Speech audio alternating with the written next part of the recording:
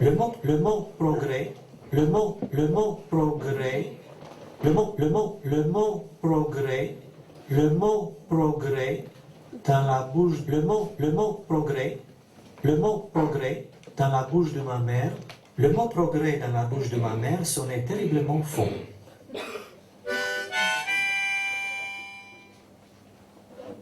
Stanko! Stanko! Fils de pute! Tu m'entends? Deux hommes cachés d'un côté et de l'autre d'une espèce de no man's land qui sépare deux camps en guerre. Allez, fils de pute, réponds! Je sais que tu m'entends! Mais putain, réponds! Je peux pas rester ici toute la journée! Tu m'entends ou pas? Oui. T'es toujours en vie, fils de pute? Oui. On t'a pas encore brûlé la cervelle? Non. Espèce d'enculé! T'en as plus pour longtemps, espèce de salaud. On va bientôt te découper en petits morceaux, toi et les autres enculés de ton espèce. T'entends? Oui. T'entends et tu dis rien. Je dis que tu es une ordure et un chien enragé. Et un jour, on va te faire avaler ta propre langue. Hier, c'est toi qui m'as tiré dessus. Oui. Et tu savais que c'était moi. Oui. Tu savais que c'était moi et tu m'as pourtant tiré dessus. Oui, et la prochaine fois, je vais t'éclater la cervelle, t'en fais pas. Espèce de pourriture! Vous avez encore à manger là-bas? Stanko, tu m'entends? Ouais. Je t'ai posé une question. Va te faire foutre. Dis-moi, fils de pute, est-ce que ma sœur a accouché? Oui. Quand? Cette nuit. Elle s'en est bien sortie. Oui, et sache que j'ai un garçon, espèce de connard. Un garçon? Un garçon? Oui. Et on va lui donner ton nom, espèce de bon à rien. Ah, ça non, je ne veux pas! Mais si, pauvre con, on va l'appeler Vipko, pour que la famille se rappelle Vipko, le connard qui est déjà mort. De toute façon, je m'en fous. Très bien. Va te faire foutre.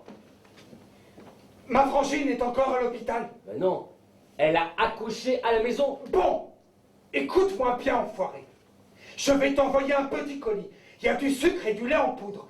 Tu vas donner ça à Ida, tu m'entends? À Ida. On n'a pas besoin ni de ton sucre ni de ton lait en poudre. Tu n'as qu'à t'en empiffrer tout seul. Écoute! Espèce de morveux! Tu fais ce que je te dis, d'accord? C'est moi, le chef de famille! Alors je te pousse le paquet au milieu, t'entends? J'ai mis un paquet de Marlboro pour toi, son of a bitch. Alors tu vas le fumer, et tu vas penser que l'un de ces quatre, je vais te loger une balle dans la tête, d'accord? Pousse le paquet. À l'aide d'une perche, Vipko pousse le paquet au milieu de la rue. À l'aide d'une autre perche avec un crochet, Stanko tire le paquet de l'autre côté de la rue. Tu l'as eu? Ouais, Tu donnes ça à ma sœur, t'entends? ouais. Et tu me dis si elle a besoin d'autre chose. On n'a besoin de rien. On a tout ce qu'il nous faut. Espèce de fumier! Espèce de cinglé.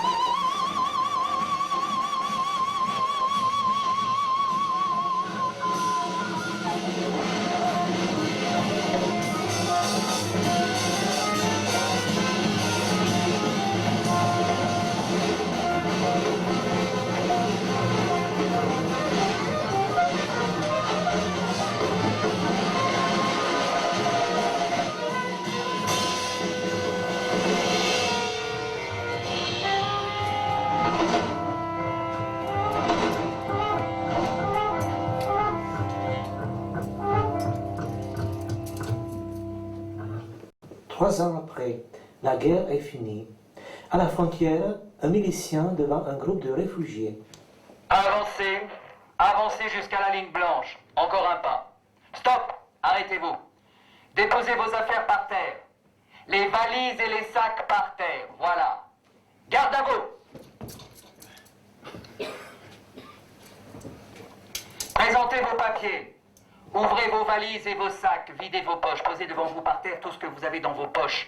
Si vous nous cachez quelque chose, vous êtes cuit. Bon.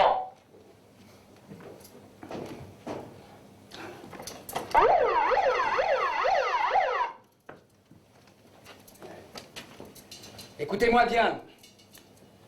Le pays qui vous accueille aujourd'hui n'est plus le même. Cette terre où vous mettez aujourd'hui le pied est trempée dans le sang de nos héros. Ça n'a rien à voir avec le pays que vous avez quitté il y a quelques années. Ce pays aujourd'hui est libre, indépendant et fier. Alors je sais que parmi vous, il y en a qui ne voulaient pas que ce pays soit libre, indépendant et fier. Ben on s'en fout. Ce pays pour lequel moi et mes camarades avons donné notre sang est maintenant fort. Et c'est pour ça que nous vous permettons de rentrer. Parce que nous n'avons pas peur de vous. Même si vous, ou certains des vôtres, ne vouliez pas que ce pays soit libre, indépendant et fier, eh bien nous, on vous pardonne. Ce pays nouveau vous pardonne car il est généreux. C'est pour ça qu'il vous permet maintenant de rentrer chez vous. C'est pour ça qu'il vous permet maintenant de franchir sa nouvelle frontière. Car ce pays a maintenant une vraie frontière, qui est cette ligne blanche. Cette ligne blanche a été tracée avec notre sang. Donc elle est sacrée. Vous avez compris? J'entends bien. Mettez-vous bien ça dans votre tête, vous franchissez maintenant une frontière sacrée, une frontière sainte, que vous avez le devoir d'aimer et de respecter. Et qu'est-ce qu'on fait lorsqu'on rentre chez soi après une longue absence? Hein?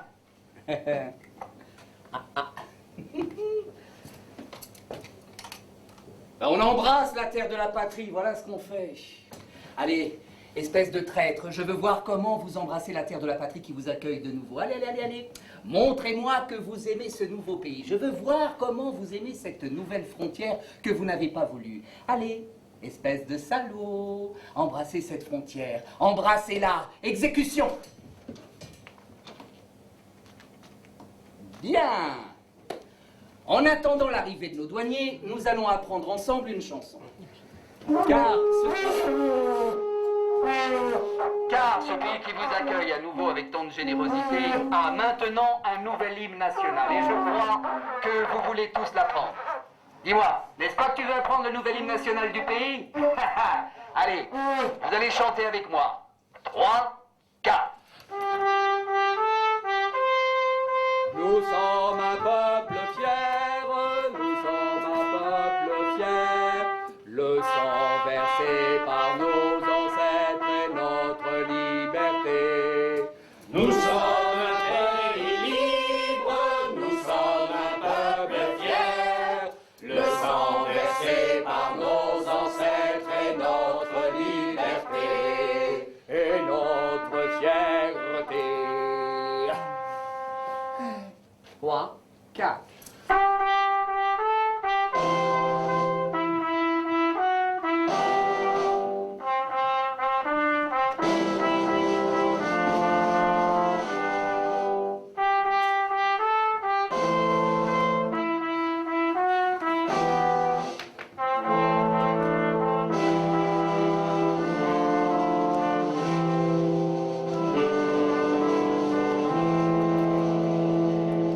Dans la maison brûlée, la mère, le père et le fils.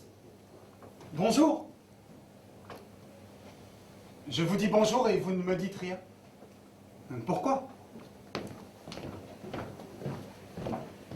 Bonjour. Lorsqu'on dit bonjour, il faut quand même répondre. Depuis ce matin, je ne cesse de vous dire bonjour et vous ne répondez pas.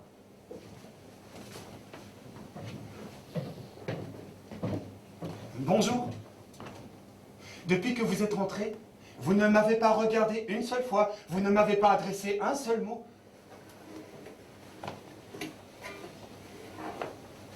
Bonjour. Vous ne me regardez jamais et ça commence à me tracasser. Vraiment, je ne m'attendais pas à ça. Vous saviez bien que j'allais vous attendre à la maison. Ça fait bientôt 3 ans que je vous attends. Mère, père, allez, dites-moi quelque chose. Je suis quand même votre fils. Et la maison n'est pas entièrement brûlée. On va s'en sortir.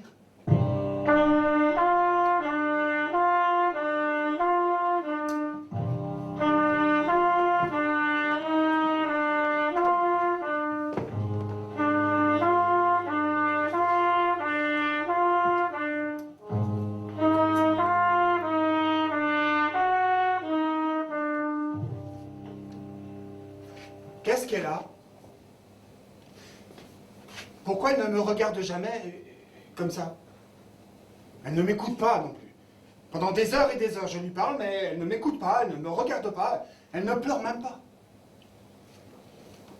Toi, au moins, lorsque nous sommes seuls dans la cour ou dans la forêt, tu me parles à haute voix. Quoique toi non plus, tu ne me regardes jamais. Ici, chez nous, les mères, c'est fait pour ça. Normalement, ça pleure facilement, les mères. Alors pourquoi elles ne pleurent pas? Père, il faut que tu t'en occupes. Il faut absolument qu'elle se mette à pleurer. Ça va la soulager, et ensuite, on pourra se parler.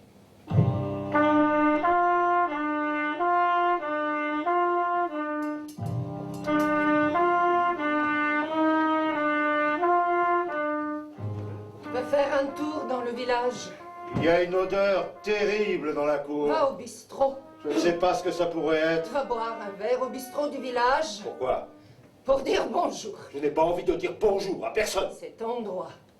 Le bois est pourri. Je ne sais pas comment il a réussi à pourrir comme ça. On ne pourra pas se chauffer avec. Il n'est pas loin, je le sens. Il n'est pas loin, il est tout seul.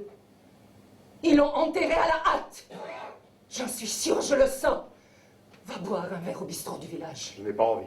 Autrefois, t'en avais envie. Je n'ai pas envie maintenant d'aller au bistrot du village. Il faudra que tu y ailles quand même. Il faudra que j'aille chercher du bois sec dans la forêt, sinon, dans quelques jours, on va geler. Le soir, tous les hommes sont au bistrot.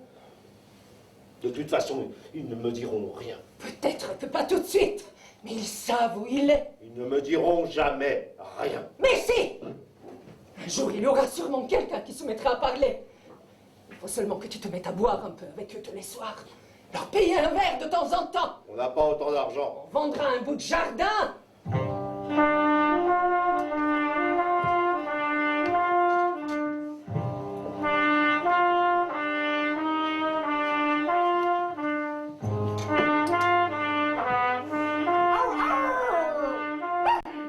Le père et le fils sont à table. La mère apporte des assiettes. Elle met une assiette devant le fils. Comme la table est légèrement inclinée, l'assiette glisse doucement et tombe par terre où elle se casse. Je ne comprends pas comment vous pouvez rester ici tranquille pendant que ce pauvre chien hurle dans le puits. Moi, je ne supporte plus de l'entendre aboyer comme ça. Il aboie jour et nuit. Jour et nuit. Je l'entends tout le temps. Même si je m'éloigne de la maison, je l'entends. Même lorsque je m'enfonce dans la forêt, je l'entends. La forêt est pleine de trous. Il y a des gens qui creusent des trous partout. Je me cache dans les trous, mais je l'entends toujours. Mes oreilles saignent à cause de ces hurlements. Ça fait bientôt 3 ans qu'il hurle comme ça. C'est bizarre que vous ne l'entendiez pas. D'ailleurs, j'ai observé que personne ne l'entend dans le village. Et lui, il ne fatigue jamais. On dirait que plus le temps passe, et plus ça lui donne de la force pour hurler, aboyer et gémir. Père, il faut que tu fasses quelque chose. Tu vois bien que je ne peux pas le sortir de là moi-même, et on ne peut pas le laisser comme ça. Père, s'il te plaît, sors-le de ce puits. Sors-le pour qu'il cesse d'aboyer.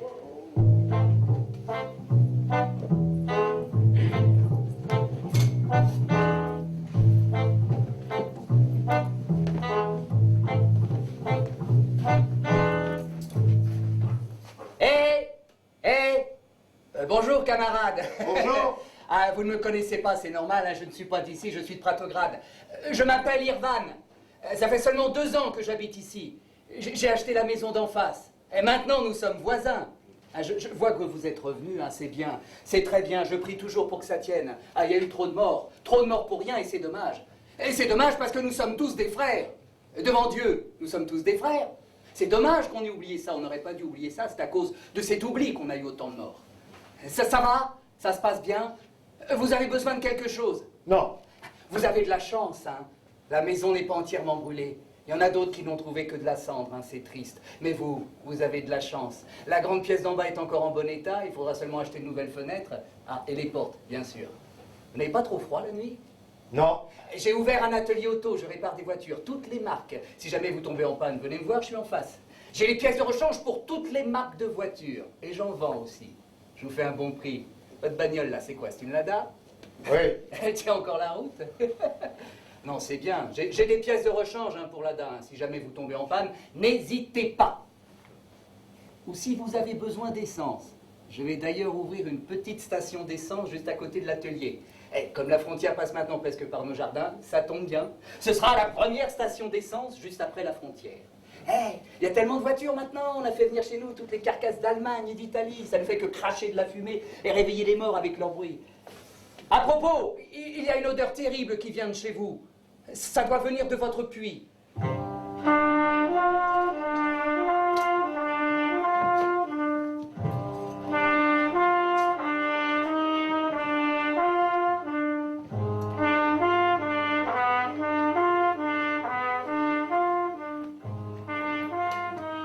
Pourquoi tu me fais ça, Vipko? Pourquoi te caches-tu, mon garçon? Où te caches-tu, Vipko? Pourquoi te caches-tu sous la terre? Tu ne t'es jamais caché sous la terre lorsque tu étais petit. Pourquoi te caches-tu sous la terre maintenant? De quoi tu peur, Vipko? Dis-moi, mon fils, pourquoi tu ne veux plus me parler? Tu m'as toujours parlé. Pourquoi maintenant tu ne veux plus me parler? Pourquoi tu ne veux plus parler à ta mère? Pourquoi tu ne veux plus me parler à moi, ta mère? Pourquoi tu ne dis rien? Dis-lui de me parler. Parle à ta mère, Tu Vipko. m'as toujours parlé, Vipko, mon fils. Pourquoi tu ne me parles pas maintenant? Est-ce que la terre est trop lourde pour toi? Est-ce qu'il y a trop de terre là où tu es? Est-ce que ça te pèse, cette terre où tu t'es caché? Cette terre où tu t'es enfoui? Tu ne peux pas ouvrir la bouche à cause de toute cette terre, mon fils. C'est ça? Pourquoi tu ne dis rien? Demande-lui de nous dire où il est. Dis à ta mère où tu es, mon fils. Dis-nous où tu es, on viendra te chercher. On viendra te déterrer, on te ramènera à la maison. Tu pourras te reposer à la maison, tu vas te coucher à la maison. Dis-lui que la maison n'est pas entièrement brûlée. Tu pourras te reposer dans la grande pièce en bas, le temps que je refasse le toit. Dis-lui que tu t'es mis à refaire le toit. Oui. Dis-lui comment t'as un chien qui aboie la nuit dans la cour. Il y a un chien qui aboie la nuit dans la cour. Il aboie des entrailles de la terre. Dis-lui que je l'entends et que je vais les nourrir. Oui. Dis-lui que je vais nourrir son chien. Il ne faut pas qu'il se fasse de soucis pour ça, ni pour la maison. On nous a tout volé dans la maison, Vipko. On nous a volé même les planches, même les portes et les fenêtres. Mais ce n'est pas grave. Tout ce qu'on veut maintenant, c'est te trouver, c'est que tu nous parles. Tu pourras très bien te reposer un temps dans la grande pièce d'en bas. Et dès qu'on termine le toit, tu pourras reprendre ta chambre. Tu m'entends, Vipko? Réponds à ta mère, Vipko, ne me laisse pas parler comme ça. Tu as faim? Demande-lui s'il a faim. Tu as faim, Vipko? Tu veux manger quelque chose? Je t'ai préparé des aubergines grillées. Tu as toujours aimé les aubergines grillées. Tiens, mange! Voici 3 jours que nous sommes assis tous les trois autour de la table. Voilà. Elle est trop fâchée contre moi pour pleurer. Elle est tellement fâchée que même à table, elle me remplit mon assiette sans me regarder. Ça nous arrive d'avoir parfois, comme ça, de très longs moments de silence. Nous restons comme ça, pendant des heures et des heures tous les trois, silencieux et immobiles autour de la table. Ma mère ne mange pas et ne boit pas. Moi non plus. Depuis que je suis dans cet état bizarre, je n'ai pas trop envie ni de manger ni de boire. Il n'y a que mon père qui se remplit de temps en temps un verre de slivovica et le boit cul sec. Tu l'as acheté où? Chez l'épicier. Chez Snorko. Oui. T'as rien demandé? Non. Il a bien vu que c'était toi. Oui. Il a demandé si j'étais rentré moi aussi avec toi. Non. Il y avait du monde. Non. Tu lui as serré la main? Oui. C'est lui qui t'a tendu la main? Oui. Et il t'a regardé droit dans les yeux. Non.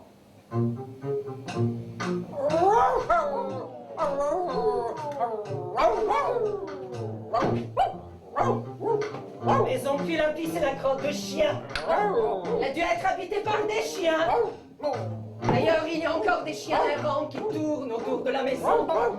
Voilà, nous sommes rentrés, mais ils se fichent pas mal. La nuit, ils reviennent, ils se penchent furtivement et ils pissent contre le mur. Faut que tu répares la clôture. Je ne supporte plus les chiens errants qui se baladent pendant la nuit dans la cour. Surtout lorsqu'ils s'agglutinent autour du puits. Qu'est-ce qu'ils ont à s'agglutiner comme ça autour du puits? De toute façon, le puits est plein d'ordures. On dirait que pendant 3 ans, tout le monde dans ce village a jeté ses ordures dans notre puits. Il faudra que tu nettoies ce puits. Il faudra que l'on puisse boire de nouveau l'eau de ce puits.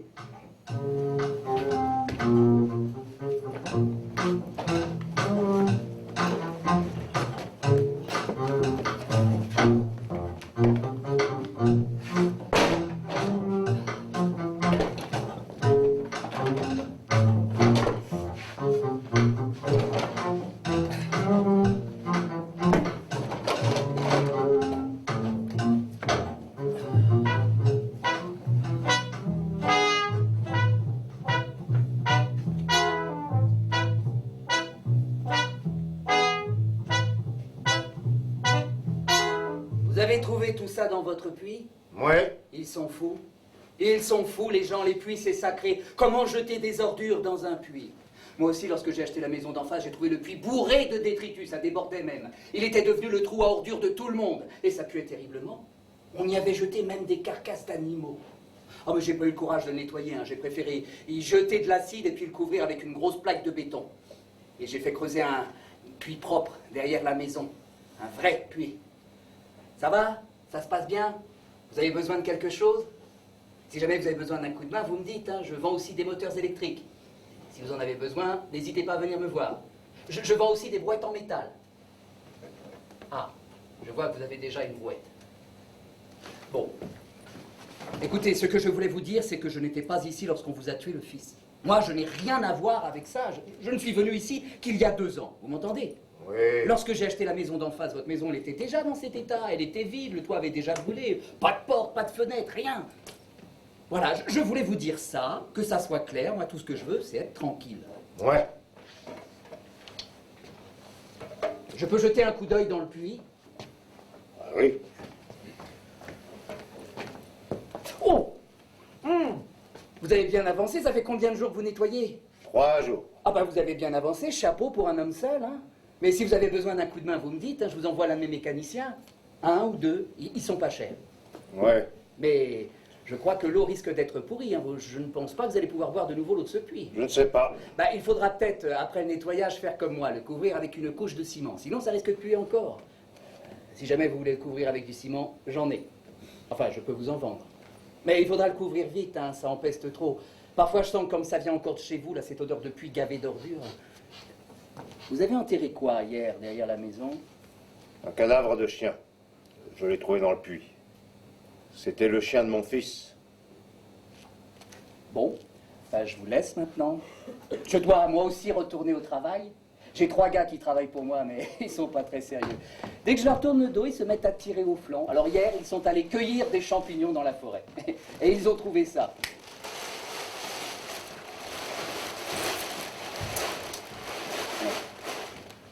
On dirait des os humains écrasés au bulldozer. Non mais regardez ça, il y a aussi une botte et un bout de ceinture. Je vous laisse le sac.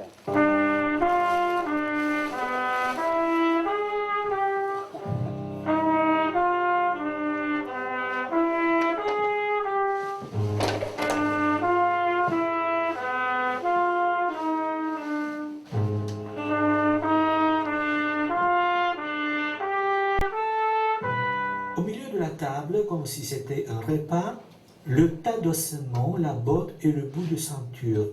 Non, ce n'est pas lui, ça. Je ne sais pas. Ce n'est pas sa botte. Mais il avait quand même des bottes. Et ce n'est pas sa ceinture non plus. Tu es sûr? Il n'avait pas des bottes comme ça. Mais il avait quand même des bottes. Oui, mais noires. Mais cette botte, elle est noire. Ils ont trouvé tout ça où? Dans la forêt. De toute façon, ce n'est pas lui, ça. Je ne sais pas. Il t'a demandé de l'argent. Non.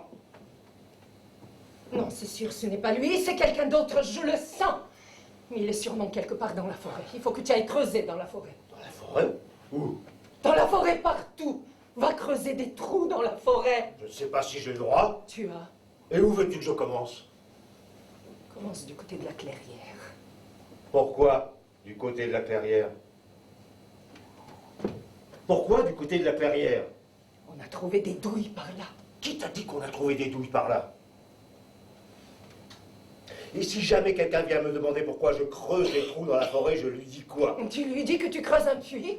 Et tu lui dis que notre puits est infesté par leurs ordures et que tu cherches de l'eau. Personne ne croira que je cherche de l'eau. Tout le monde a le droit de creuser un puits dans une forêt. Si quelqu'un vient te demander pourquoi tu creuses un puits dans la forêt, tu lui dis comme ça. Parce qu'il n'y a jamais eu de puits dans cette forêt. Et maintenant que tu es rentré chez toi, tu penses que c'est bien de creuser un puits dans la forêt.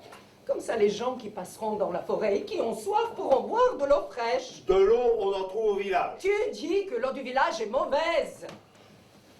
Ou bien tu dis que tu es fou et que maintenant tu creuses des puits dans la forêt. Tu peux aller creuser la nuit aussi si tu veux, comme ça tout le monde verra que tu es fou.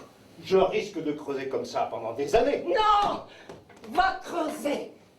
Creuse jusqu'à ce que tu trouves des os!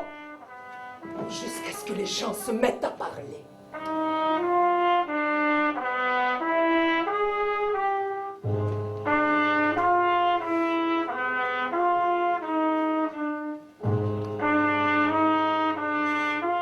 Voici 3 jours que vous êtes assis à table.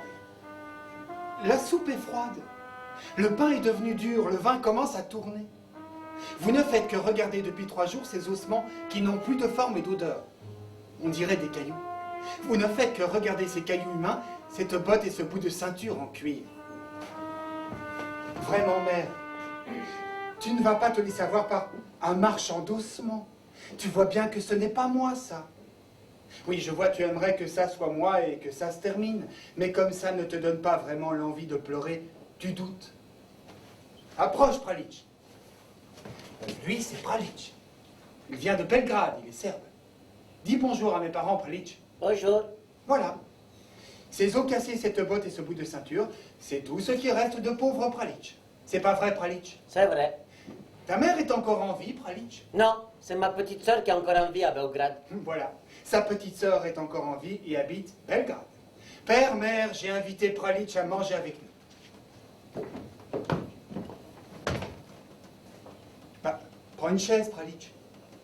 Viens à côté de moi. Je ne peux pas déranger.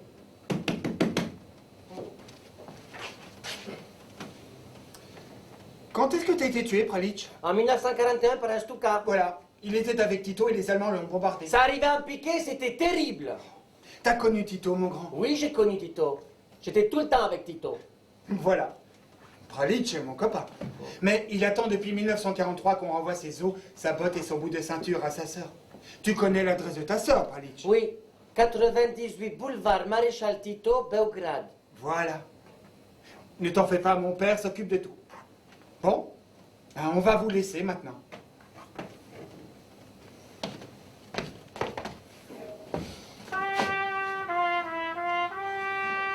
Regardez comme il fait beau dehors.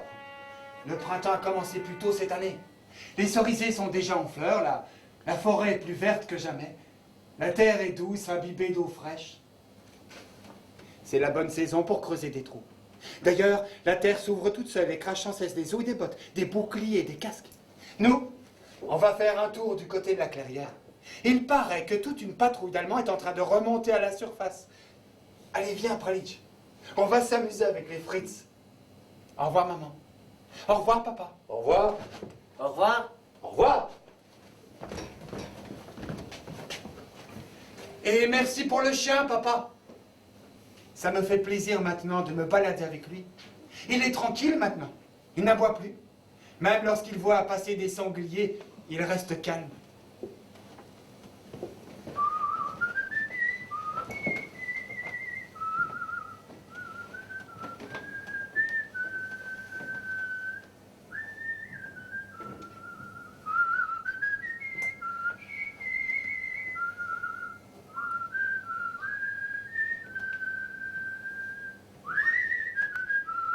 La mère est en train de laver plusieurs chemises.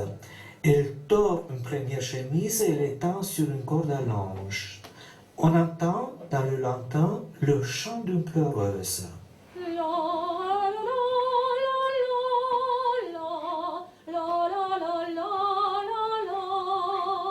Pendant que la mère est en train de tordre la deuxième chemise, des taches rouges apparaissent sur la première. On dirait que la corde à linge est imprégnée de sang. Dans ce pays, une mère heureuse, c'est une mère qui sait où sont enterrés ses enfants. Une mère heureuse est une mère qui peut s'occuper à volonté d'une tombe et qui est sûre que dans cette tombe-là se trouve bien le corps de son fils. Une mère heureuse est une mère qui peut pleurer autant qu'elle le veut à côté d'une tombe, abritant bien les ossements de son fils et non pas d'autres os. Une deuxième femme en noir arrive avec une brouette pleine de terre. Pendant que la mère lave et tord d'autres chemises, la deuxième femme en noir enterre une chemise dans la brouette. On entend toujours le chant de la pleureuse.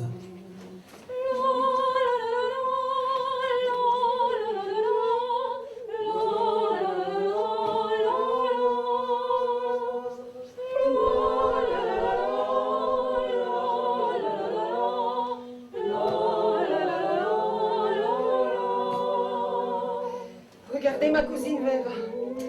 Elle n'a jamais été sûre que les os qu'on lui avait apportés étaient bien ceux de son fils. Mais elle a en revanche reconnu la chemise de son fils. Là, il n'y avait aucun doute. C'était la bonne chemise. Elle l'a enterrée. Elle pleure maintenant sur la tombe de la chemise de son fils. Elle apporte des fleurs à la tombe de la chemise de son fils. Et depuis quelque temps, elle ne pleure même plus autant. Elle est soulagée, son deuil se passe bien. Elle a commencé à retravailler.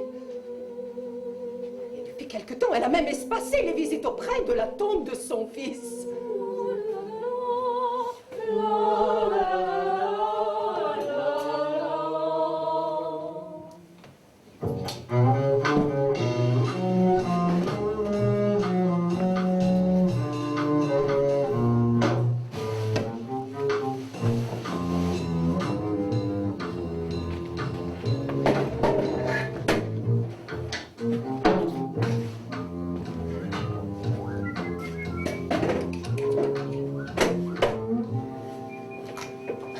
Tu veux que je t'aide? Non! Tu ne veux jamais que je t'aide. Mais si! Ça fait le 10e trou que tu creuses. Combien de trous vas-tu encore creuser? Je vais creuser jusqu'à ce que je trouve tes os. Tu es tout en sueur, papa. Ça suffit pour aujourd'hui. Aide-moi à te trouver, fiston. Je ne peux pas. Pourquoi, fiston?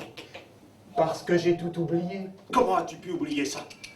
Il y a des choses qu'on n'oublie pas, et ça fait partie des choses qu'on ne devrait pas oublier. J'ai dû perdre une partie de ma mémoire, père. Ça se passe comme ça, d'après ce que je vois. Ça arrive brusquement et ça te fait perdre une partie de ta mémoire. Regarde autour de toi. Dis-moi si ça s'est passé ici. Mais je n'en sais rien. Je suis désolé, père, mais rien de ce que je vois autour de moi ne me dit plus rien. Est-ce que tu avais beaucoup marché avant que ça ne se passe? Oui, Comment sais-tu? je ne sais pas. Toute ma mémoire est passée dans mes bottes. C'est fou ce que je les sens lourdes, mes bottes. Je les sens lourdes et ça me tire vers le bas. Oui, j'ai dû beaucoup marcher avant que ça ne se passe. Mes bottes te raconteront ça. Tu veux que je t'aide? Non! Fais attention lorsque tu creuses, père. Dans cette forêt, il y a plusieurs couches de mort. C'est des couches fragiles, père. Ça risque de s'écrouler à tout moment. C'est comme si on avait plusieurs toiles d'araignée plissées les unes sur les autres, avec un tas de gens engloutis à l'intérieur. On est une bonne trentaine de nationalités dans les entrailles de cette forêt, mais on s'entend bien ensemble. Et parfois, on se met à chanter. Et alors, je te jure, c'est la rigolade. Ça résonne en serbo-croate, en russe, en allemand, en italien, en albanais, en bulgare, en turc, en grec, même en roumain. Les jours de pluie, ou lorsque la terre s'affaisse et que les couches se tassent, on se renvoie parfois, pour s'amuser, des petits cadeaux. des bottes, des vieilles décorations. Juste en dessous de moi et de mes copains, qui sommes les plus récents, il y a plusieurs types qui ont été fusillés par Tito en 1952 pour déviation. Voilà, parce qu'ils avaient dévié de la ligne. Mais lorsqu'on leur pose la question, « Eh, quelle ligne ?» ils ne savent pas répondre. C'était peut-être la ligne de mire. Un peu plus en bas, il y a une couche de partisans tués par les Allemands, enchevêtrés avec une couche de Fritz, enchevêtrés avec les partisans. Et il y a ensuite quelques parachutistes anglais et quelques Italiens égarés lors de l'invasion de la Slovénie en 1941. Et puis encore plus en bas, il y a les gays de la Première Guerre mondiale. C'est une couche mixte, on trouve de tout. Des Serbes, des Croates, des Bosniaques, des Autrichiens, des Turcs. Et puis, plus tu descends, et plus ils sont nombreux, on ne comprend plus rien. Il y a les gars de la guerre balkanique de 1912, il y a les gars de la guerre russo-turque de 1877. Vraiment, il y a tous les Balkans et toute la Méditerranée enterrés ici. On dirait que personne n'avait envie de mourir chez soi et qu'on venait de très loin pour crever ici. Mais bon, rien à dire. Tout le monde dit que c'est une bonne terre pour les morts. Une terre chaleureuse, douce, meuble, pas trop lourde. Et puis c'est facile à compter le temps. Les saisons sont nettes. En hiver, il y a beaucoup de neige et ça gèle. Les pluies de printemps nettoient tout en profondeur et les gouttes pénètrent jusqu'à nos os. L'été est très chaud, mais il y a toujours une brise. Et quant aux automnes, ils sont longs et d'une douceur infinie.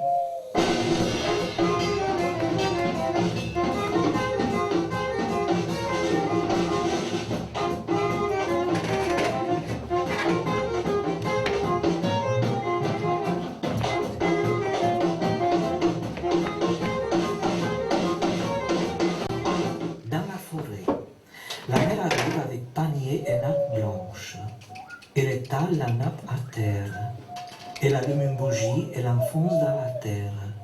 On peut croire qu'il s'apprête à pique-niquer dans la forêt. La mère sort du panier plusieurs petits pains et... Il a toujours aimé ça. Ouais, Mais il ne veut plus manger. il mangera. Mais pourquoi tu ne dis rien? Pourquoi je ne dis rien? Je creuse. Vipko, comment tu fais lorsqu'il pleut? Est-ce que la terre est plus lourde lorsqu'elle est mouillée, mon fils?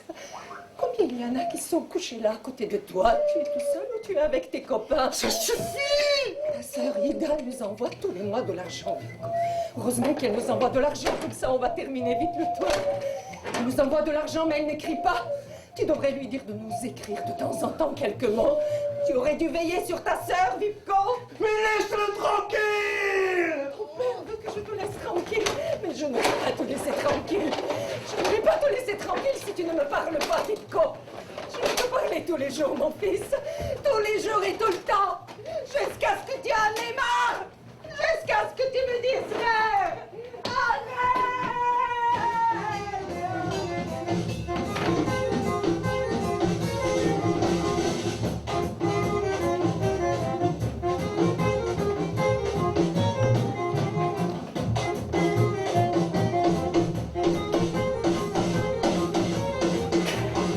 Extérieur, nuit, Paris. Une jeune prostituée fait le trottoir. Bonsoir. Tu montes? Allez, on fait un tour. Hein? Tu veux pas? Pourquoi? Oh, tu parles français? Putain, tu parles même pas français? Tu parles anglais? You want to fuck? Hein, fuck. Oh, combien tu prends pour une pipe? Une pipe. Ça veut dire une pipe. Combien? How much? How much? 20 euros? 20 euros? Ah, c'est ça que tu prends pour une pipe? Putain, tu casses le marché, ma poule. Hein? Écoute, je vais te dire une chose. Il faut que tu te tires vite d'ici, tu piges? Tu viens d'où, toi? Ukraine? Roumanie, Albanie, Bosnie, Russie. Putain, t'es russe? Bon, écoute, cette place-là, tu la vois, cette portion de trottoir, c'est à Caroline, tu piges? Ah, c'est à Caroline, ça c'est le lieu de Caroline, tu piges? Caroline! Carolina? Eh ben voilà, tu comprends vite, hein? Et si Caro te trouve ici, t'es cuite. Tu piges? Allez, file. Tiens, petit. Prends cet argent. Putain. T'es une indépendante, toi? Tu es indépendante comme ton pays, hein? Ah, tu n'as pas de macaron, c'est ça, hein? Comment tu t'appelles? Ton nom, c'est comment? What's your name? Hein? Name, Sofia, Raga, Rodika, hein? Ida. Putain. Ida? Ida. Ida. Écoute, Ida, hein? Moi, je vais passer de nouveau ici dans 1 heure. Si je te vois toujours ici, t'es cuite, tu piges? Ici, dans toute cette zone, alors regarde bien, hein, c'est moi le boss. Et toutes les places sont prises ici, tu piges, c'est déjà occupé. Tu vas ailleurs. Ferme-la. Ferme-la. Ouais, tu crois qu'avec ta putain de chanson, tu vas m'arracher le cœur? Oh, mais merde, arrête. Stop it. Stop it. Ta chanson, tu n'as qu'à te la mettre dans le cul, t'entends? Si tu crois que tu peux t'incruster ici avec tes chansons à la con, tu la fermes et tu dégages, bordel de merde, putain! Les couilles, hein. Bonsoir. Ah bon, t'es neuve, toi. 10 euros, c'est tout. Tu t'appelles comment? Ida. T'es hongroise? Polonaise?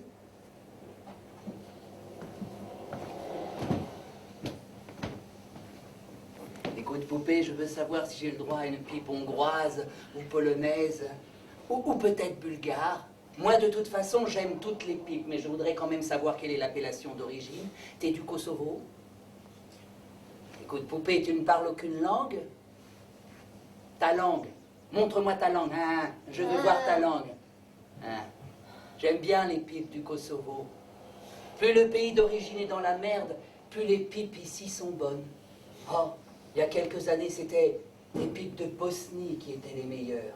Hein. C'est fou comme ça marche l'histoire. Plus un pays est dans la merde, plus il exporte de jolies pipeuses. Très belles pipeuses, les filles de Bosnie, très appliquées. Alors t'es pas de Bosnie. T'es du Caucase.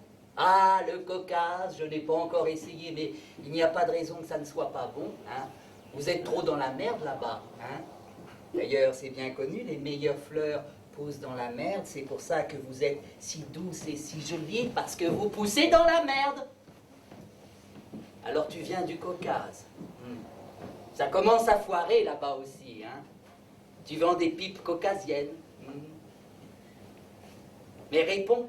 Réponds lorsque je te parle, petite connasse.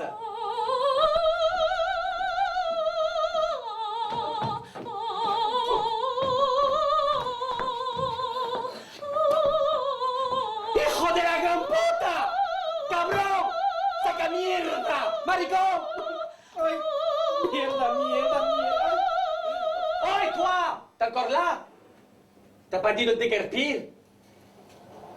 Et toi, je te parle. Tu m'entends? Alors casse-toi d'ici. Ça, c'est mon lieu. Ici, c'est chez moi. Tu comprends? Tu comprends? Alors casse-toi d'ici, mierda! Fatigué! Fatigué, je suis fatigué. Si tu crois que...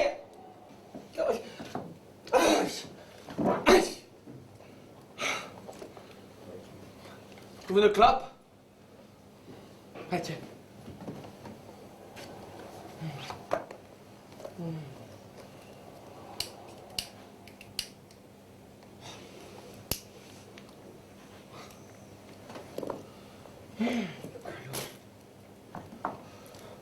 Allez, tu fumes et tu t'en vas, hein? J'en ai ma claque pour aujourd'hui. Je peux plus te voir. Tu viens d'où, toi? Hein? Tu viens des démocraties populaires, c'est ça? Eh ben, il faut dire à tes macs que c'est pour ça que leur communisme n'a pas marché. Voilà, parce qu'ils ont interdit le bordel et las putas. Voilà.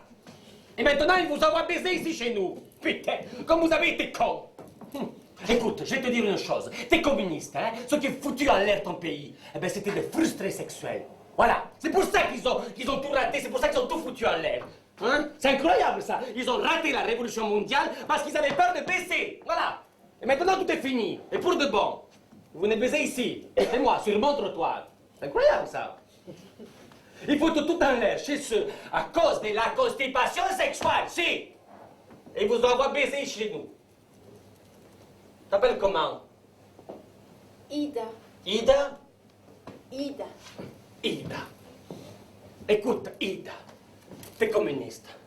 N'ont été que des travestis, pero frustrés. Voilà. C'est pour ça qu'ils ont tout raté, c'est pour ça qu'ils ont tout foutu en l'air. Parce qu'ils n'ont pas eu le courage de laisser parler leur sissi. Hein? Le sissi. Mais c'est vrai! C'est vrai, ça! Ils auraient plutôt dû libérer le sissi au lieu de foutre en l'air la vie des pauvres gens. Tu piges ou pas? C'est ça, des communistes! Des anti-sissi! Communistes égale anti-sissi! Si, ils ont interdit le sissi, ils ont interdit le cul, donc c'est les enculés! Olé! Voilà! Comme les nazis, d'ailleurs! Tous! Les anti-sissi! Oh oui! Oh, tu es muerta! Oh, je suis fatiguée. J'ai mal partout. Bon, allez, viens. Hein? Qué calor. Vamos.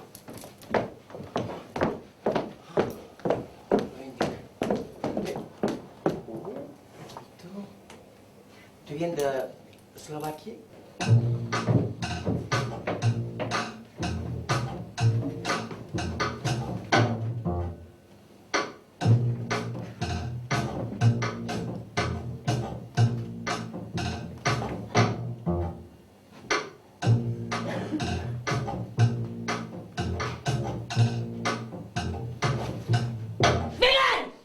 Ouais, Vigan, sors de là, je vais te parler. ouais, Qu'est-ce que tu fous là? je creuse un puits. Ouais, tu creuses un puits. Oui. Ouais, tu creuses un puits, comme ça, au milieu de la forêt. Oui. Et t'as trouvé de l'eau? Non, Et tous ces trous-là, c'est toi qui les as creusés? pas tous, non. Quand est-ce que t'es rentré? Il y a quelques semaines. Ah, c'est bien, hein? C'est ton droit, hein? C'est la paix maintenant, on est de nouveaux frères. Ça va, mon frère?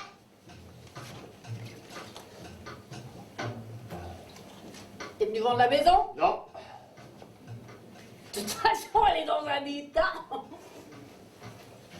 Elle tient encore les murs. Oui. De toute façon, ça vaut plus grand-chose, hein. Et c'est à toi, cette brouette. Oui. Hey, c'est avec elle que tu trimbales tous ces os. Où est-ce que tu vois que je trimballe des os? J'ai trouvé ce matin un tas d'os devant ma porte. C'est toi qui les as mis là? Non. Il y a un fils de pute qui a basculé une brouette pleine d'os devant ma porte. Pourquoi? J'en sais rien, Mirka. Vegan! Ouais.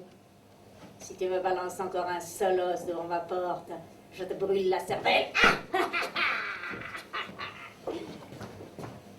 Tu dis rien. C'est pas moi, Mirka.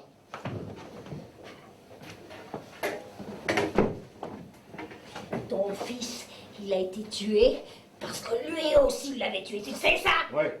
Et alors, tu veux quoi? Rien. Je veux seulement trouver son corps et l'enterrer. Vous êtes tous fous. À quoi ça sert de déterrer des morts pour les enterrer de nouveau? Mon fils a droit à une tombe, Mirka. Et tu veux l'enterrer sous le seuil de ma porte? Tu veux l'enterrer dans ma maison, peut-être? Ah, c'est ça que tu veux, hein? Non. Alors, pourquoi on me balance des os dans la cour? Ma cour n'est pas une poubelle! Moi aussi, j'ai eu un fils tué. Tu crois peut-être que c'est mon fils qui a tué ton fils, hein? C'est ça que tu crois, hein? Chica, je te parle! Ouais. Fous la paix à mon fils! T'entends? Laissez tous les deux tranquilles maintenant. À quoi bon séparer maintenant leurs os? Tous les os sont mélangés maintenant, c'est comme ça. Arrête de saccager la forêt! À quoi bon vouloir une tombe? Toute la terre est une tombe.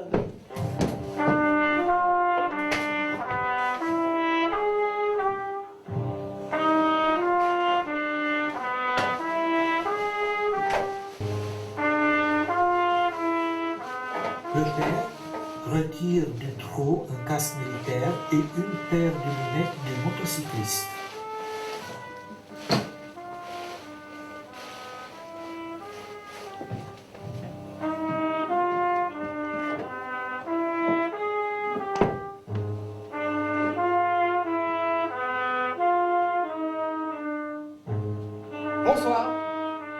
Lui, c'est Franz. Franz, mon copain. Le casque et la paire de lunettes, c'est à Franz. Voici mes parents, Franz. Guten Abend. Je lui ai beaucoup parlé de vous. Eh bien, Franz, prends une chaise. Viens avec nous, viens à table. Papa, tu peux apporter une chaise pour Franz? Merci, papa. Maman, tu peux mettre une assiette pour Franz? Merci, maman. Dankeschön. Voilà, ils sont mes parents. Oh, les trous que tu as vus dans la clairière, c'est mon père qui les a creusés. Papa, le casque et la paire de lunettes, c'est à Franz. Bien, Franz dit quelque chose. Ja, ja. Il est allemand, Franz. Soldat allemand. Il est tombé dans la clairière en 1943. Oh, raconte à papa comment tu es tombé, Franz. Die Partisanen. Voilà, c'est les partisans qui l'ont tué. Papa, tu peux offrir un verre de Slibovica à Franz. Voilà. Franz voudrait te demander quelque chose. Ja, ja. Gut. Sehr gut. Il voudrait rentrer à Hambourg. Est-ce que tu pourrais envoyer son casque et sa paire de lunettes à Hambourg? Zentralposten. Voilà, à la poste centrale d'Hambourg. Meine Mutter dort. Voilà, sa mère travaillait pour la poste centrale. Meine Mutter d'Hambourg. still Voilà, lebt. sa maman est encore en vie. Und meine Kameraden. Voilà, au même endroit, si tu creuses encore, tu trouveras d'autres casques. Vous étiez combien avoir été tués ensemble? Sieben. Voilà. Sieben. Voilà, Sieben. Oh, mais manger, ça va refroidir.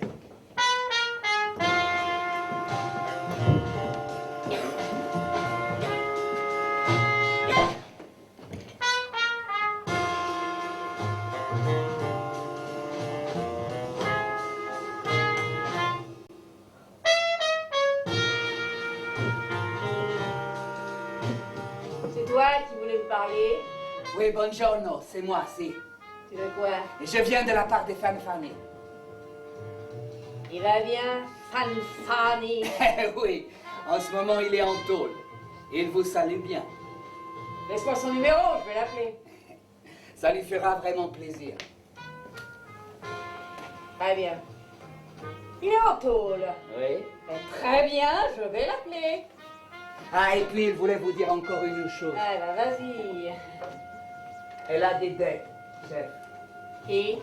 La ragazzina, Ida. Je connais pas. Ah, la fille qui chante, madame. Ah, la folle. Elle n'est pas folle. Merci.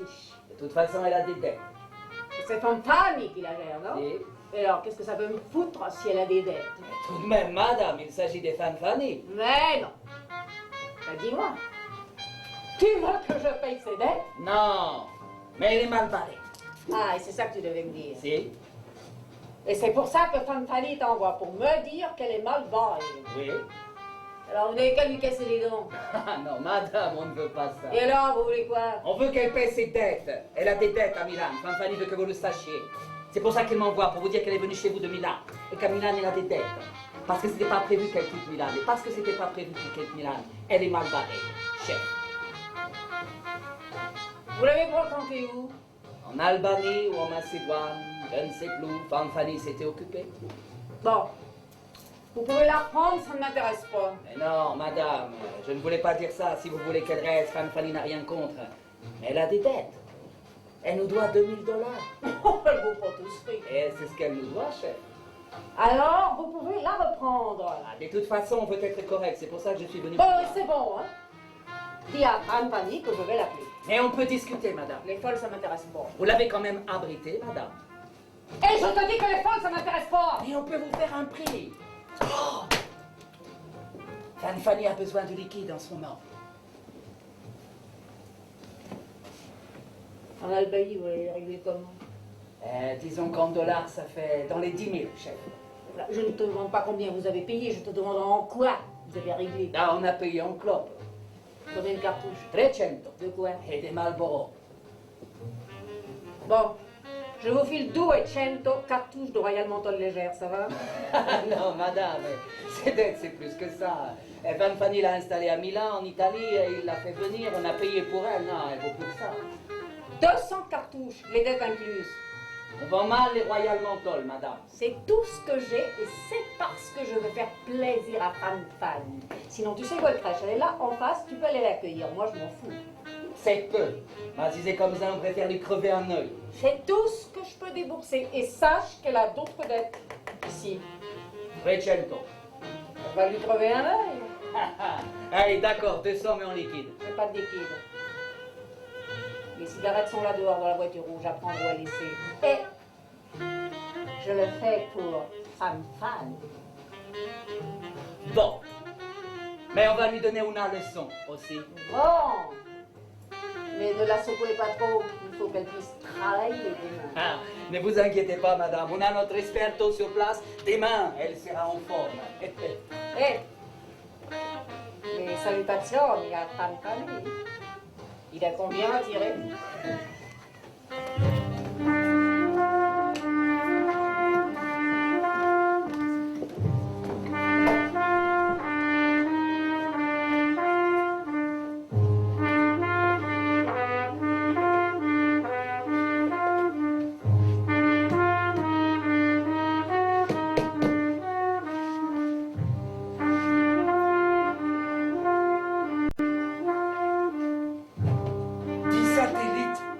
Satellite?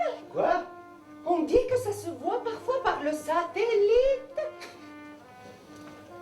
Le mot satellite dans la bouche de ma mère, ça me fait quelque chose.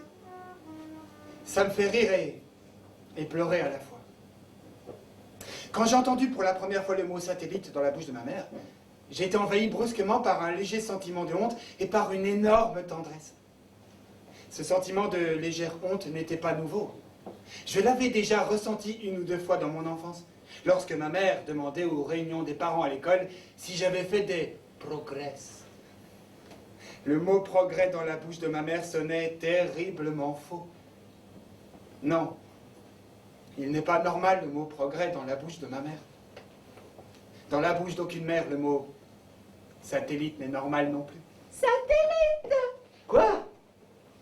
D'ailleurs, chaque fois qu'elle prononce le mot satellite, ma mère panique un peu. Elle hausse le regard et sa voix tremble un peu, comme si le mot satellite était le début d'une prière. Écoutez. Satellite? Mais c'est con ce que tu dis là.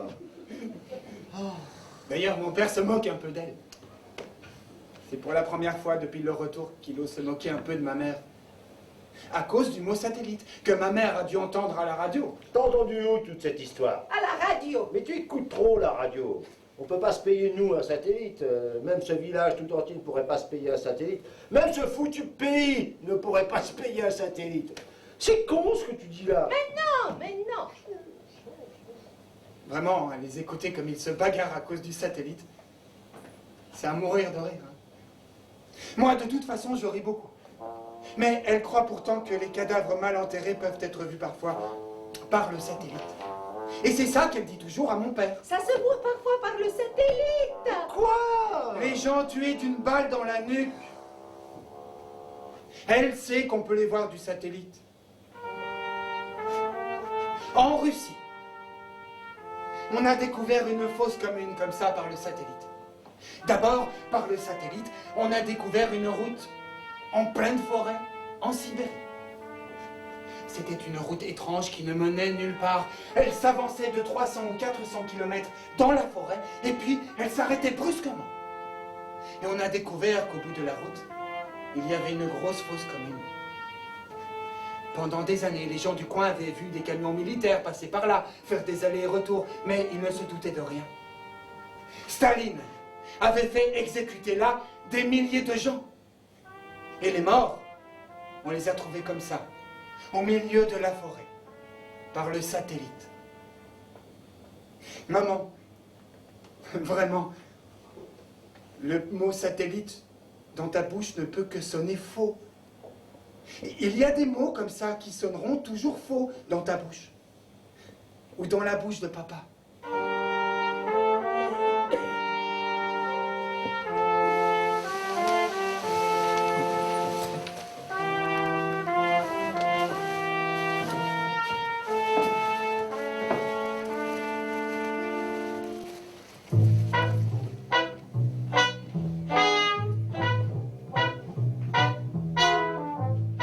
bien cette cave, hein, n'est-ce pas? Ah, je sais que vous avez vous aussi une cave, mais plus petite que la mienne. D'ailleurs, moi, je l'ai agrandie depuis que je suis là. La cave, c'est important. Et regardez cette voûte. Ah, quel travail. Mais de nos jours, on ne sait plus construire comme ça. Non mais, asseyez-vous. On est bien ici. Dehors, on étouffe, mais ici, on peut respirer. Moi, les jours de canicule, je descends là, et ici, je travaille. Je suis tranquille. Elle ne va pas très bien, votre femme, hein? Non. Ah, je l'ai vue hier, et elle diminue vraiment. On dirait qu'elle est en train de fondre à cause du chagrin. Ouais. C'est pas bien, ça, hein? Il faut qu'elle fasse son deuil. Enfin, il faut qu'elle se décide, quoi. Ouais. J'ai vu que vous continuez à creuser des trous dans la forêt. Vous avez trouvé combien de bottes? 3. Mais c'était pas les bonnes? Non. Dommage. Ah, vous risquez de creuser comme ça pendant des années durant, hein? Bon, je comprends bien que votre femme ne peut pas pleurer sur les dépouilles de n'importe qui. Mais quand même, elle va finir par s'étouffer comme ça, il faut faire quelque chose. Moi, je pense que finalement, c'est mieux de pleurer sur la botte ou sur la ceinture ou sur la dépouille de quelqu'un d'autre que de mourir suffoqué. Enfin, du moins, c'est ce que je pense. Moi, je crois que c'est bête de s'éteindre comme ça parce qu'on ne peut pas faire le deuil. Parce qu'on n'arrive pas à faire parler les larmes. Bah oui. Bah oui, c'est bête, excusez-moi, je n'ai pas d'autres mots, mais très souvent, les mères sont un peu bêtes, voilà. Ou même de vraies connes. Alors moi, devant autant de conneries, je ne peux pas me retenir. Oh ben, excusez-moi de vous parler comme ça, je ne veux que vous aider. Moi, je pense que les gens, pour qu'ils puissent faire leur deuil et revenir à la vie, il faut les secouer un peu.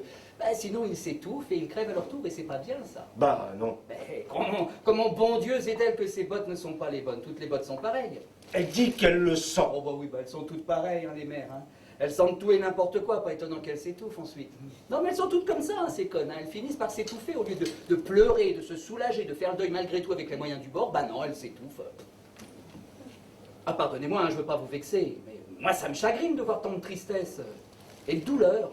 Vous m'avez rapporté les bottes que je vous ai données l'autre jour? Voilà. Tout est là. Bon, bah je le remets en attente, celui-là. Écoutez, si je vous fais venir ici, c'est parce que je sais que vous êtes dans la douleur. Et puis je vous fais confiance. Il faut avoir confiance dans les gens qui sont dans la douleur. C'est pourquoi je vais vous montrer quelque chose.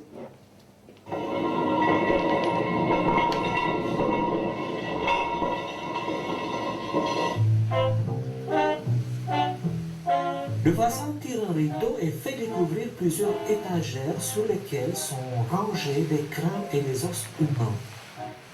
On a légère l'impression d'être dans un rayon de supermarché qui propose des squelettes. Vous voyez ici, tout est numéroté. Celui-ci porte le numéro 16. J'ai environ 37 crânes qui sont en parfait état. 13 portent la marque d'une balle tirée dans la nuque. J'en avais plus, mais ils sont partis. Voilà. Regardez, ça pourrait être votre fils. Si vous voulez, vous pouvez le montrer à votre femme.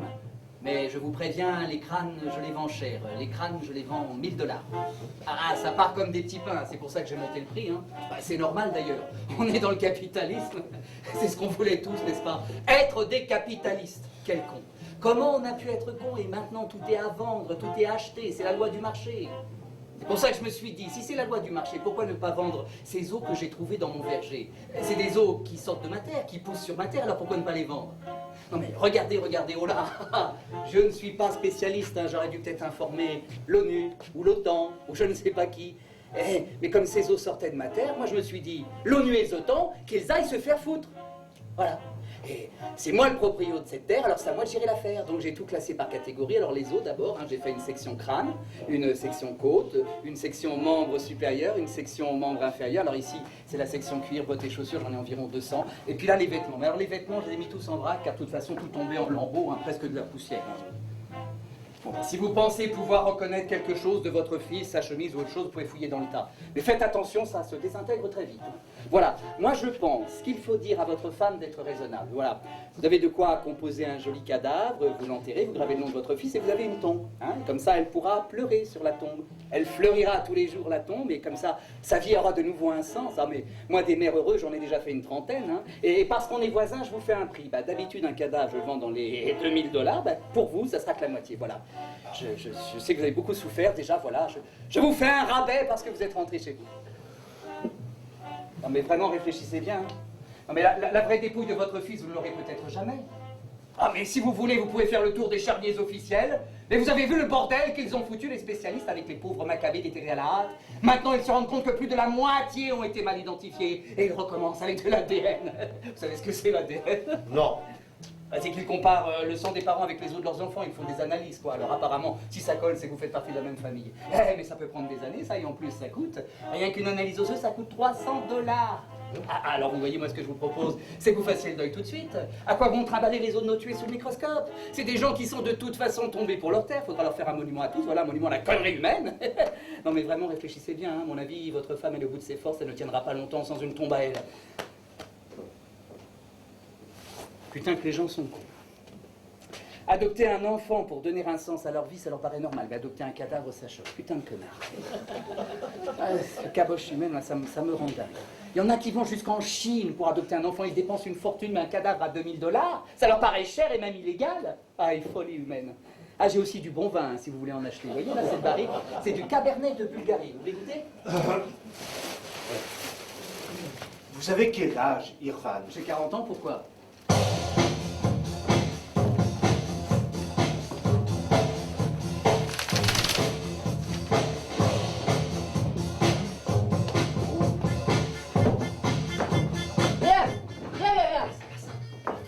Tes fesses ici. Ah, c'est quoi?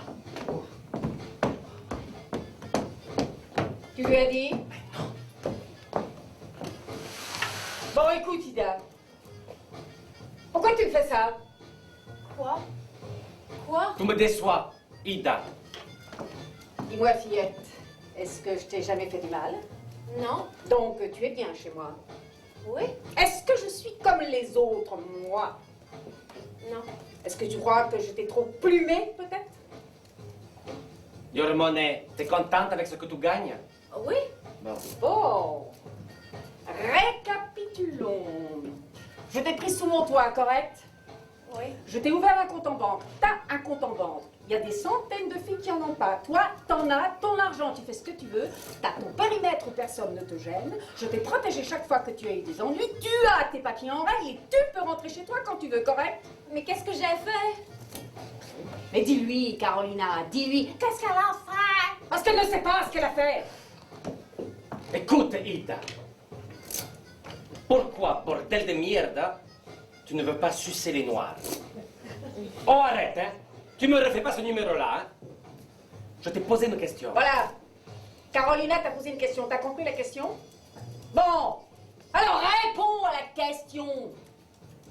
Je ne sais pas. Ah, tu ne sais pas, mais tu ne le fais pas. Tu ne le fais pas parce que tu ne le peux pas, ou quoi? Je ne sais pas. Tu ne peux pas avec les noirs, hein? C'est ça que tu veux dire, hein? Non, je ne sais pas. Les noirs te bloquent, c'est ça? Ça fait longtemps que t'es bloqué comme ça? Mais avec les métis, ça ne te pose pas de problème. Les autres couleurs, ça va? Oui? Donc, les Arabes ne te bloquent pas, les Asiatiques, les Maghrébins, les Latinos, les Juifs, les Esquimaux. C'est que les noirs qui sont très noirs qui te font peur, ou tous les noirs? Je ne sais pas. Tu ne sais pas, espèce de raciste, hein? Tu viens de quel pays, toi? Tu viens d'un pays de merde, oui. Tu viens d'un pays de sauvage ou quoi? Qui t'a appris à mépriser les Noirs? Vous êtes tous des racistes comme ça, là-bas, et c'est comme ça que vous voulez entrer en Europe? C'est comme ça que vous voulez vous civiliser? Non, regarde-moi bien, poupée. Avec ces choses-là, je ne blague pas. Tu ramasses tes affaires et tu fous le corps. Non. Écoute, Ida, hein? Tu as ton argent, tu as tes papiers, tu vas ailleurs. Tu arrêtes de nous foutre le bordel ici. Si t'es bloqué, tu vas te débloquer ailleurs. Va te débloquer chez toi. Tu as 10 minutes pour déguerpir. Mais tu n'as qu'à rentrer chez toi. Chez toi, là-bas, il y a que des blancs. J'imagine que des blancs dans la merde. Alors va travailler chez les tiens et là, tu fais ce que tu veux. Mais ici, on est en Europe, tu piges? En Europe, bordel. Et ici, on n'est pas raciste. L'Europe, c'est ça. Ici, tu suces tout le monde. Ici, on ne fait pas de minauderie. ¡Ole, vamos! ¡Vamos! ¡Qué calor esta noche!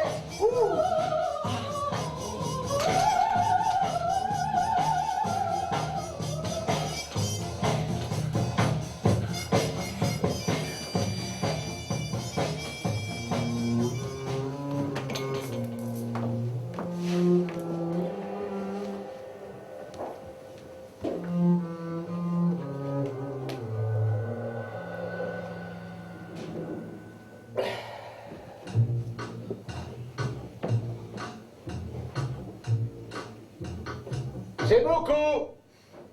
2000, c'est beaucoup. Écoute, moi, tout ce que je veux, c'est t'aider, hein. Oui, mais 2000, c'est beaucoup.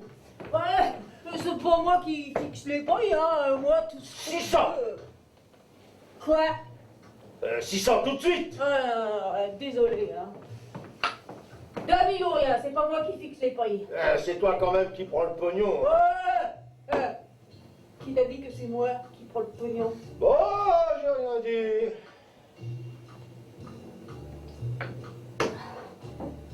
1008, c'est mon dernier mot. Mais maintenant, hein. Je n'ai pas autant d'argent. Oh, bah c'est pas grave. Tu viens dès que t'as le blé. Je n'aurai jamais autant d'argent. C'est pas grave, la vie continue. Un jour, tu l'auras. 700, c'est tout. C'est tout ce que j'ai. Tu te fous de ma gueule. Et j'aime pas ça, hein. C'est tout ce que j'ai. J'ai tout perdu. C'est tout ce que j'ai. Et moi, tu crois que j'ai gagné quelque chose? Non, mais moi, j'ai tout perdu. Ouais, moi j'ai gagné peut-être, hein. Non, j'en sais rien. 1300. C'est mon dernier mot. Et si tu marches encore, je m'en vais. J'ai une maison sans toit et pleine de gravats. Voilà pourquoi je marchande. Oh, de toute façon, t'as fait des travaux, alors. 700, c'est tout. 300 maintenant, 400 après. Quoi? J'ai dit 300 maintenant, 400 après. Après? Et quand? Après. Si je le trouve vraiment là. Tu me traites de menteuse, hein? 300. Tout de suite. Tiens, voilà. Non, ça ne marche pas comme ça, hein? Non, moi je veux t'aider, et toi tu me traites de menteuse! Prends le pognon, allez. J'ai mal à la tête, fous-moi la paix!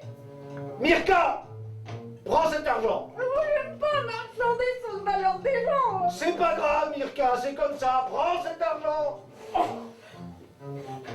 1100! C'est mon dernier mot! Tu vois bien que rien n'est gratuit aujourd'hui! On a voulu avoir nous aussi le capitalisme, et bien voilà, hein. Le capitalisme est arrivé, le capital, c'est les dépouilles de nos enfants! Et ben, merci au capital! Je m'en vais. 700. Voilà. C'est tout. Tout de suite. Espèce d'escroc! Espèce de voleur! Vous m'en voulez tous! Vous me volez tous! Tous! Et en plus, vous me balancez des os dans la cour! Oh, ya la la la la ya la la ya la la la.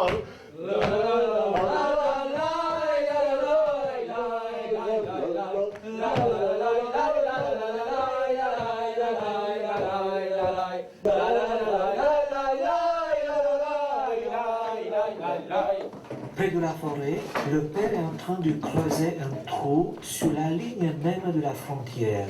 Vous n'avez pas le droit. Vous n'avez pas le droit de creuser ici. Ici, c'est la frontière. On ne creuse pas de trou dans une frontière. La frontière est sacrée. Il est interdit de creuser les trous dans la frontière. Vous cherchez quoi au juste? Vous cherchez quelque chose sur la frontière? Vous n'avez pas le droit de creuser sur la frontière. La frontière appartient au peuple. Vous n'avez pas le droit de fouiller sur la frontière du peuple. La frontière n'est pas un poubelle. La frontière n'est pas un trou où l'on jette les ordures. La frontière n'est pas un espace public. La frontière est intouchable.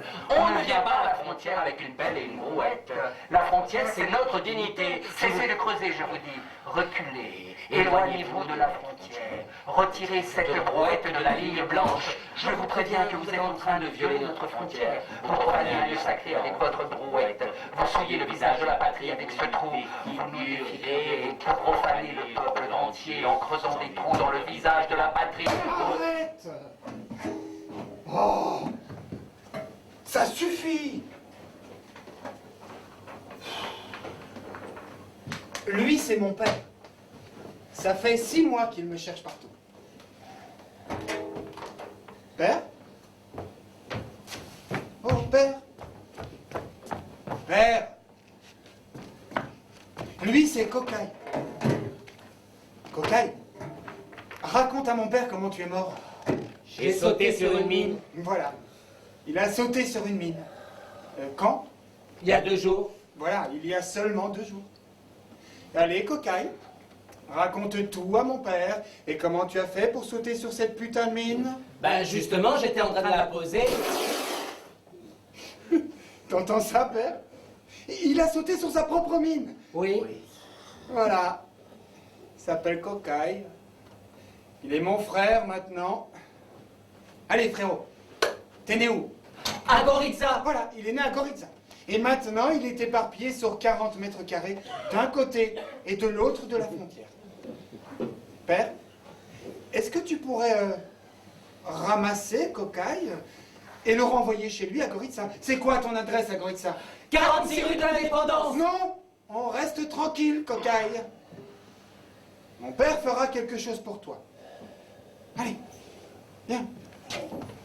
Allez, allez, allez. On se calme maintenant. On est sage. Voilà.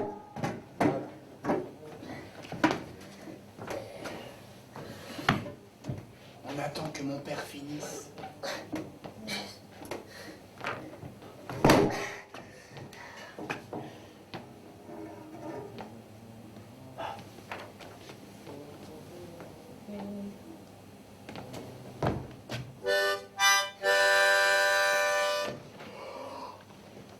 Jasminska! Jasminska! Je l'ai trouvé! Mais comment garçon? Je t'ai trouvé! Je t'ai trouvé!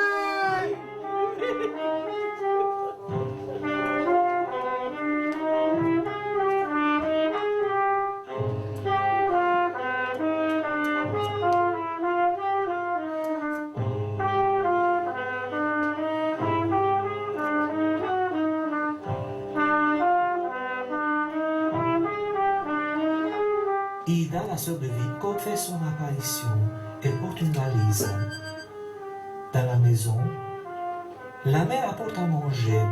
Elle sert d'abord le père et ensuite Ida. Elle remplit ensuite son assiette. Tous les trois commencent à manger en silence. Pourquoi tu me fais ça? Pourquoi tu ne me regardes jamais? Depuis que je suis rentrée, tu ne m'as pas regardé une seule fois, tu ne m'as pas adressé un seul mot. Je te parle, mais tu ne me réponds pas. Pourquoi? Tu fais semblant de ne pas me voir? Comme si je n'existais pas, comme si j'étais morte? Mais je ne suis pas morte! Je suis ici! Je te parle! Pourquoi es-tu si fâchée contre moi? Qu'est-ce que j'ai fait pour t'avoir remonté comme ça contre moi? Je ne sais pas pourquoi tu me fais ça. Tu es toujours ma mère. On est quand même chez nous.